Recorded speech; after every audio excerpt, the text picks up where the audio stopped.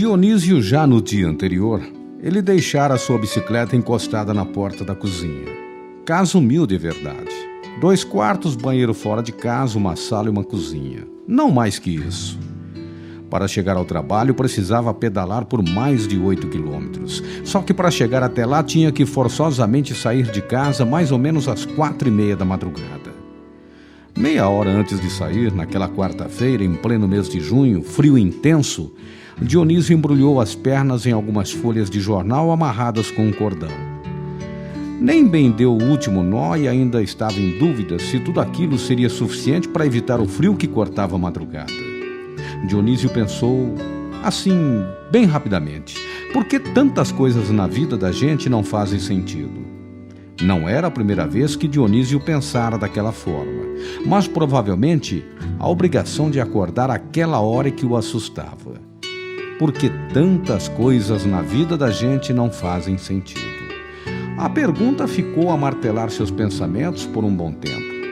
Ele imaginou que, pensando assim, poderia chegar a algum lugar, porém, talvez por uma questão intuitiva, alguém parece ter lhe soprado no ouvido já nas primeiras pedaladas pelas ruas e avenidas.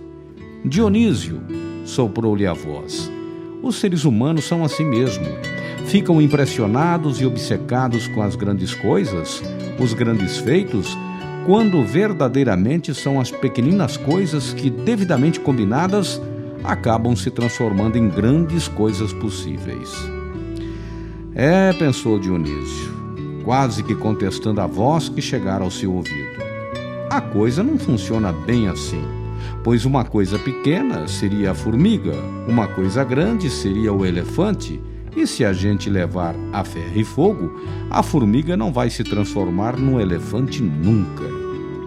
Dionísio não era de todo inteligente. Esperto, sim. Vivido, quem sabe, não era letrado, tampouco estudioso. Gostava, sim, de ler esses livros de bolso, mas nada que lhe desse cultura. Eram contos de faroeste na maioria das vezes. Dionísio não foi além de uma escola primária. Agora, com seus 48 anos, vivia para a família e o trabalho. Seu único vício, um copo de vinho com a macarronada preparada todos os domingos. A vida que lhe ensinara muito, agora o colocava a pensar.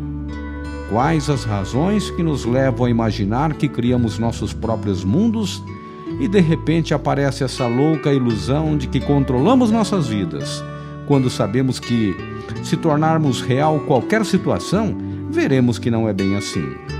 E o mundo que foi criado por Dionísio agora parecia estar de portas abertas a querer explicar que a individualidade dos seres humanos é que tem causado tudo isso, tornando-se a essência do nosso jeito de pensar e também de ser. E quando você quer mudar, aí não tem mais jeito. Já está conformado com tudo aquilo que o destino colocou em suas mãos. Alguns anos depois, já mergulhado em uma doença que comprometeu uma vida que era de sonhos, Dionísio buscava explicações para uma outra situação. Por que eu, que procurei fazer tudo correto a vida toda, procurei ser bom, procurei ser generoso, só trabalhei e pratiquei o bem, agora estou aqui, na cama, condenado? Ele não teve tempo de vida suficiente para poder entender que todos nós, indistintamente, somos feitos da mesma natureza de coisas que estão ao nosso redor. A bem da verdade, Dionísio vivia num mundo de perguntas. Era o seu jeito, e dentro dele só existia uma forma de pensar.